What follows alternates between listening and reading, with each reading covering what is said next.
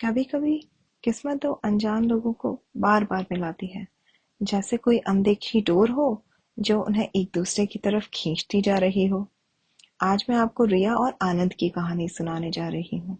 एक ऐसी मोहब्बत जो हर बार अनजाने में शुरू हुई और हर बार दिल को छू गई। मुंबई का लोकल ट्रेन स्टेशन। सुबह का वक्त था, भीड़ और भाग दौड़।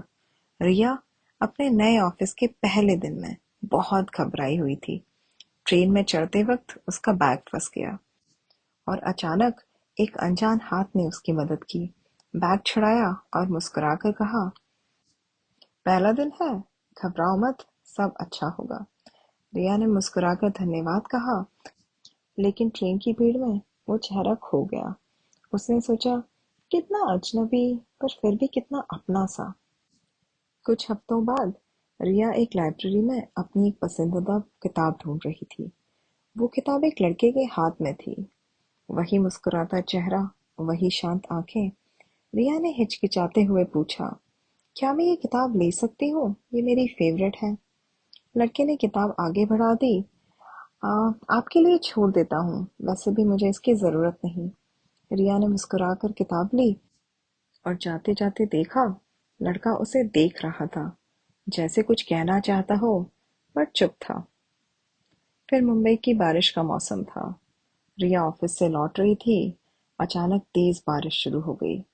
उसके पास छाता नहीं था और सड़क के किनारे खड़ी थी। तभी वो लड़का आनंद पास आया, छाता खोलकर बोला, बारिश में भीगना अच्छा है, पर सर्दी लग जाए तो बुरा है। चलिए छोड़ दो। रिया ने हंसते हुए कहा, आज फिर आप आ गए। जैसे हर मुश्किल में कोई फरिश्ता आ जाता है। दोनों एक छाते के नीचे बारिश में भीगते हुए घर पहुंचे। रास्ते में दोनों अपने अपने सपनों की, बचपन की यादों की और पसंदीदा गाने की बात करते रहे। वो शाम दोनों के दिलों में हमेशा के लिए बस गई। फिर एक बार रिया की माँ बीमार थी। दवा लेने के लिए रिया को ऑफिस से जल्दी निकलना पड़ा। वहीं उसे आनंद मिल गया। आनंद ने कहा, तुम अपनी माँ के पास जाओ, दवाइयाँ मैं पहुंचा दूंगा। तुम्हारी माँ को तुम्हारी जरूरत होगी। रिया की आंखें नम हो गईं। इतनी बार से वो अजनबी उसकी मदद कर चुका था और हर बार बिना किसी उम्मीद के। अब रिया और आनंद की मुलाकातें अक्सर होने लगीं। कभी सुबह की ट्रेन में, फिर कभी कैफे में, कभी पार्क में। कभी कभी दोनों घंटों तक बात करते और कभी बस एक मुस्कान से सब कह जाते। एक बार रिया ने आनंद से पूछा, आप हर बार मेरी मदद क्यों करते हैं? तो आनंद ने हल्की सी मुस्कान के साथ कहा, शायद मुझे आपकी आदत हो गई है, या शायद ये किस्मत का खेल है। दोनों के बीच एक अनकहा रिश्ता बन गया था। दोस्ती से कहीं ज्यादा, लेकिन इजहार से थोड़ा कम।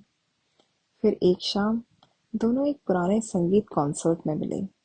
रिया को संगीत से बहुत प्यार था और आनंद को भी। कॉन्सर्ट के बाद दोनों समंदर के किनारे बैठे थे। लहरों की आवाज, हल्की हवा और दूर से आती हुई संगीत की धुन।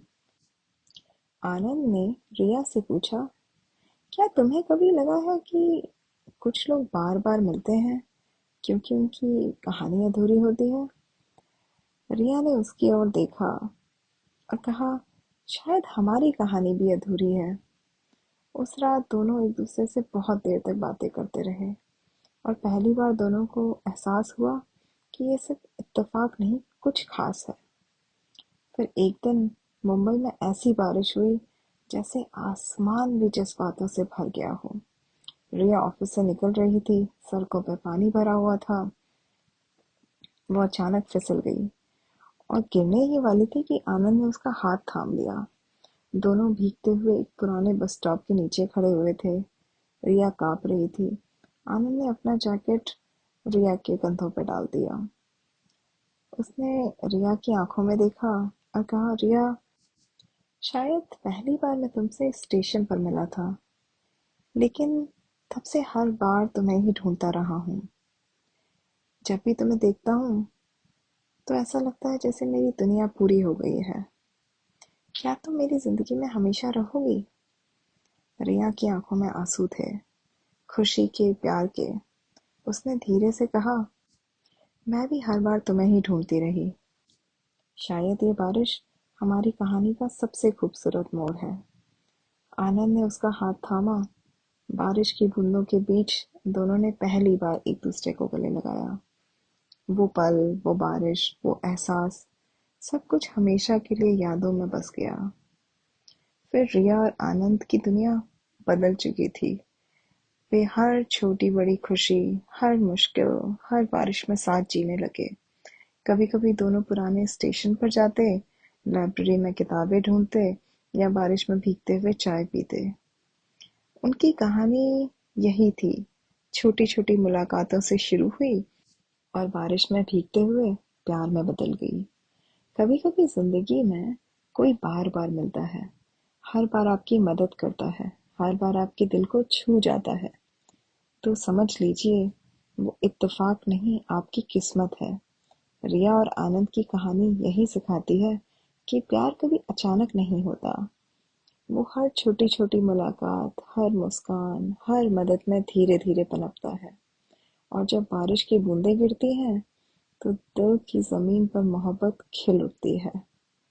अगर आपको ये कहानी पसंद आई हो तो लाइक, सब्सक्राइब और शेयर ज़रूर कीजिए। और फिर मिलते हैं अगली कहानी के साथ अगली बार।